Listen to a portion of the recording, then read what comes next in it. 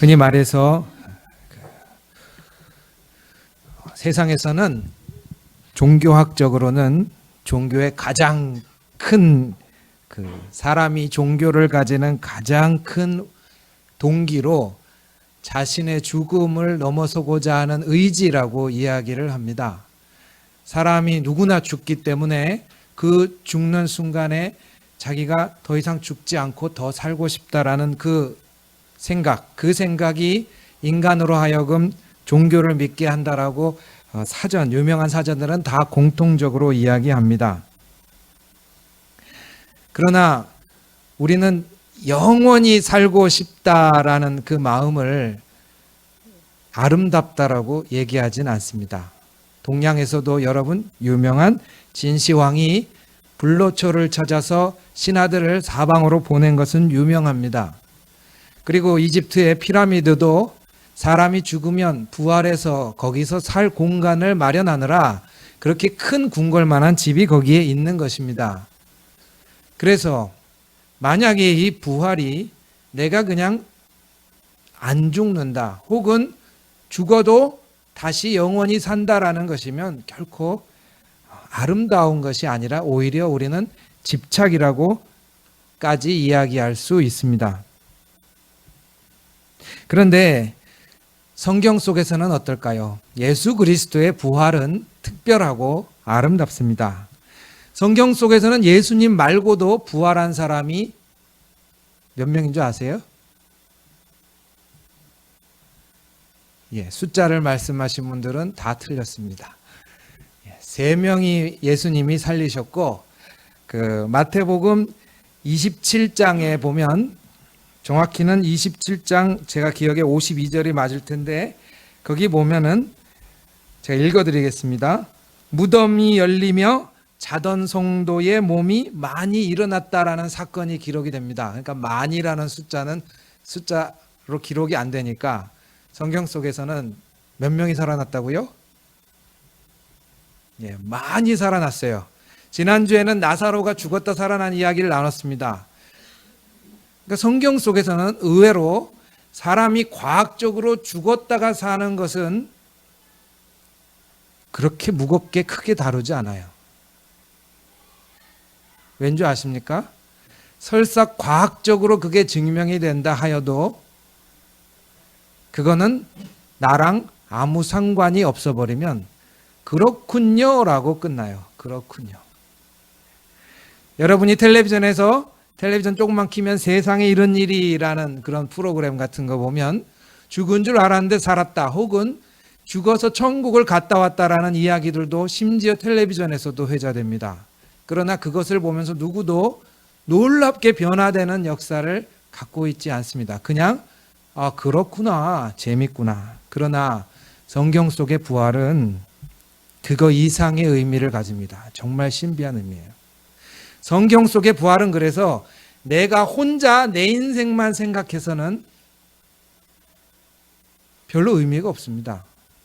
오히려 집착이 강할 뿐이죠. 성경 속의 부활은 이제 여러분 내가 나를 떠나서 옆에 사람을 바라보기 시작할 때 부활이 의미가 있습니다.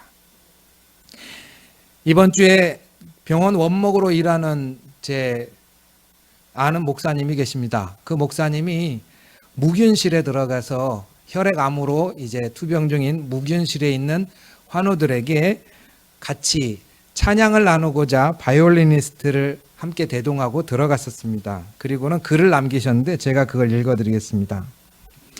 폐쇄병동 무균실의 혈액암 환자들이 치료를 받고 있는데 바이올린 연주자와 함께 위로해달라는 요청이 왔습니다. 바이올리니스트가 사랑의 인사로 연주를 시작하자 곧 신청곡이 들어왔습니다. 신청곡은 바로 주님 다시 오실 때까지 나는 이 길을 가리라. 좁은 문 좁은 길 나의 십자가 지고 나의 가는 이 길 끝에서 나는 주님을 보리라. 영광의 내 주님 나를 맞아주시리. 가족들과 떨어진 채로 무균실에서 몇 달 혹은 몇 주 동안 외롭게 병마와 싸우며 있는 이분들이 부르고 싶은 노래는 바로 주님 다시 오실 때까지였습니다. 제가 20년 넘도록 목회를 함에도 깨닫고 있지 못했던 주 예수께서 부활하셨다라는 외침을 그 묵윤실에 환우들은 외치고 있었습니다. 산만한 신학적 지식과 머리로 이해하지 못했던 많은 논리들이 그분들이 부르는 찬양 속에 녹아서 울려 퍼졌습니다. 주님의 가르침은 참으로 신비합니다. 죽을 것 같았던 이들 속에 생명이 살아나고 갇힌 자들 안에서 자유가 살아나며 고통 안에 기쁨이 또한 숨어 있습니다. 이제 저는 논리적으로 사변적으로 하나님 부활을 예수 그리스도의 삶을 설명하려는 것에는 관심이 없어지고 말았습니다. 이렇게 글을 올려주셨습니다. 내가 내 인생만 본다면 부활은 내가 죽고 싶지 않다라는 것을 인정하는 그 이상의 의미가 별로 없습니다. 그러나 여러분이 눈을 조금 들어 바로 옆을 바라본다면 부활은 굉장히 다른 의미를 가지기 시작합니다. 부활은 우리가 사랑하는 사람들이 끝나지 않고 함께 하나님과 있다라는 것을 증명해주는, 즉 사랑을 말해줍니다. 내가 사랑하지 않으면 그 사람이 살아나든 안 살아나든 아무 중요하지 않습니다. 근데 내가 사랑하는 사람이기에 우리는 예수님뿐만 아니라 심지어 가족이 세상을 떠나도 땅에 묻지 못하고 가슴에 묻습니다. 오늘은 공교롭게도 세월호 3주기입니다. 세월호에서 자녀를 잃은 분들이 한 70% 조금 넘게 교회를 다니셨습니다만은 지금은 거의 교회를 다니고 있지 않습니다. 사실 정말 안타깝게도 부활의 순간, 고난주간 많이 겪었음에도 저희들은 죽음에 대해서 여전히 굉장히 스트레스를 받고 받아들이지 못합니다.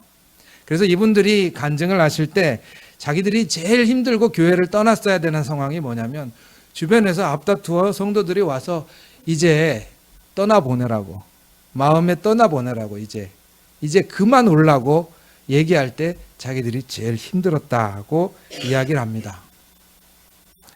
그렇습니다. 우리는 사랑하는 사람이 세상을 떠나면 그렇게 쉽게 보내지 못합니다. 그 사랑이 클수록 가슴 속에 남아있고 심지어 어떤 사람은 그 사람과 대화합니다. 만약에 그것을 두고 죽었으니까 끝이에요, 이제 그만하세요 라고 이야기를 하는 사람은 다른 건 모르겠지만 적어도 그 돌아가신 그 죽은 사람을 사랑하지 않았으면 확실합니다.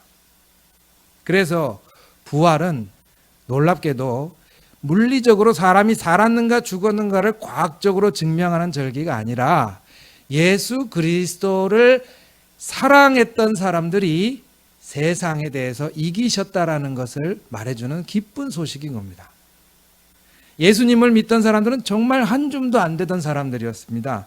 그리고 약간 남은 기록들을 보면 예수님이 부활하지 않았다라는 걸 증명하려고 얼마나 많은 로마의 학자들이 글을 썼고 조롱하였는지 모릅니다. 성경 속에도 심지어 그 장면이 나옵니다. 사람들에게 돈을 줘서 매수해서 이르기를 예수의 시체를 그들이 도둑질해 갔다라고 소문을 내십시오 라는 제사장의 행동이 성경에 나옵니다. 그러니까 처음 예수님을 믿었던 사람들은 이제 그만해라, 무슨 부활이냐, 무슨 의미가 있느냐 라고 계속 조롱당했고 계속 손가락질 받았고 예수님이 살아나셨다는 이야기를 하지 못하도록 입막음을 당했습니다. 이게 사도행전 4장에도 등장합니다. 그러나 그 사람들은 예수님을 외쳤습니다. 과연 그게 과학적인 사고 때문에 그랬을까요? 아니죠. 사랑해서 그렇습니다. 사랑해서. 예수님을 그렇게 사랑했기에 누가 조롱하고 누가 믿지 않고 누가 손가락질하고 이제 그만하라고 얘기해도 계속해서 그들은 외쳤던 겁니다. 그래서 우리는 나의 부활이 아니라 내가 사랑했던 사람들의 부활을 보는 사람들 속에서 예수님의 부활을 보는 것이 더 정확합니다. 게다가 성경 속에서 부활은 눈물을 닦아주는 사건입니다. 예수님은 십자가형을 졌습니다. 이건 뭘 말해주냐면 엄밀히 말하면 세상적으로는 제거당했다는 얘기입니다. 당시에 위협적인 존재이기 때문에 정밀한 계획에 의해서 제거당했습니다. 그리고 그 사이에 법적인 형식적인 절차들이 있었죠. 그러나 예수님이 십자가 진 인간적인 궁극적인 이유는 그가 죽으면 말이 없다라는 사실 때문이었습니다. 그를 죽여버리면 말이 없을 것이다. 그런데 성경에서 부활은 죽으면 말이 없을 거라던 사람들이 다시 살아나는 사건입니다. 이 얘기는 하나님이 억울한 죽음에 대하여 결코 잊어버리고 있지 않다라는 사건을 말해주는 겁니다. 마지막 때에 세상에 억울하게 죽은 사람들이 무덤에서 일어난다면, 그 사람들이 자기의 이야기를 하기 시작한다면 묻혀졌던 진실들이 한꺼번에 드러나게 됩니다. 하나님 나라를 진실의 회복으로 보는 것이 바로 그 때문입니다.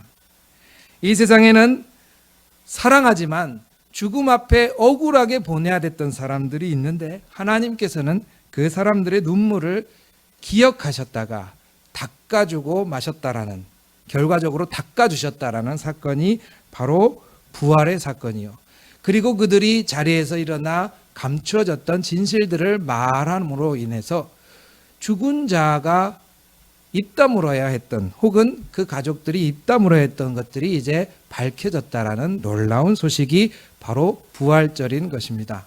그래서 어떻게 부활을 보느냐 따라 달라지는 겁니다. 어떤 불교를 믿으시는 분이 계십니다. 사실 이분이 교회를 다니시다가 어떤 우여곡절 끝에 스님이 되셨어요. 제가 교회 다닐 때 하도 친하다 보니까 가끔 저희 집에 놀러 오십니다. 승복을 입고 오세요. 앉아서 이제 얘기를 하는데 교회에 대한 상처가 많이 있습니다. 그래서 같이 밥을 먹으면서도 그거를 쏟아냅니다. 근데 저한테 이제 이야기를 하시더군요.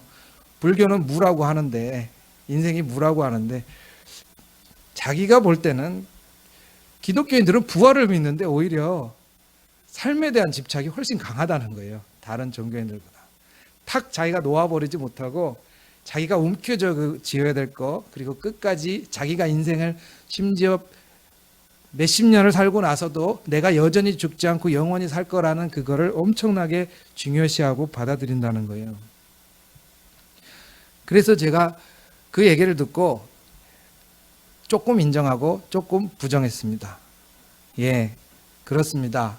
만약에 내가 죽지 않고 살아야겠다라는 게 우리 신앙의 근본이면 우리는 많은 집착을 가진 사람들의 무리일 뿐이죠. 그러나 그것이 아니라 사랑하는 가족, 내가 사랑하는 사람들이 죽음으로써 떠나보내야 했던 사람들에게 그것이 끝이 아니라고 얘기해 줄 수 있는 사람이 그리스도인이라면 이 부활신앙은 놀라운 힘을 가진 신앙입니다.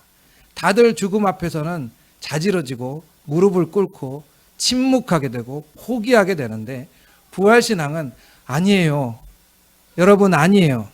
이것이 끝이 아니에요. 여러분의 마음속에도 있고 하나님 곁에도 살아계십니다. 다시 부활할 거예요 라고 얘기해주는 그 사람의 위로는 누구도 할 수 없는 부활신앙을 가진 사람들만의 것입니다. 저는 여러분들이 그런 사람이 되시기를 주님의 이름으로 축원합니다. 주님이 눈물을 닦아주시고 진실을 밝혀낼 것이라는 부활신앙, 미래의 이야기가 아닙니다. 그렇게 소수로 구석에 몰려서 손가락질 받던 사람들이 지금 이렇게 많이 그리스도인이 돼서 교회를 이루고 있습니다. 이것은 결국에는 진실이라는 것은 감춰지지 않는다라는 것을 말해주는 것이고, 결국에는 억울하던 사람들 하나님이 눈물을 닦아주셨다라는 걸 말해주신 것이고, 결국에는 부활신앙을 믿는 그리스도인과 함께라면 억울한 사람들의 눈물은 닦아주실 수 있다라는 소망의 메시지인 것입니다. 여러분들 오늘 부활절을 맞아서 계란을 같이 나누는데, 우리가 계란을 나누면서 여러분의 기도가 같이 전달되기를 축원합니다. 당신의 마음에 소망이 생기기를 바랍니다. 당신이 억울하게 있던 것들을 더 이상 눈물을 흘리지 않고 하나님이 닦아주시기를 바랍니다. 죽음으로 인해서 포기하고 입을 다물어야 했던 사람들은 이제 그것이 끝이 아니므로 일어나기를 주님의 이름으로 소망합니다라는 달걀이 여러분의 손을 통해서 전해지기를 축원합니다. 같이 기도하겠습니다.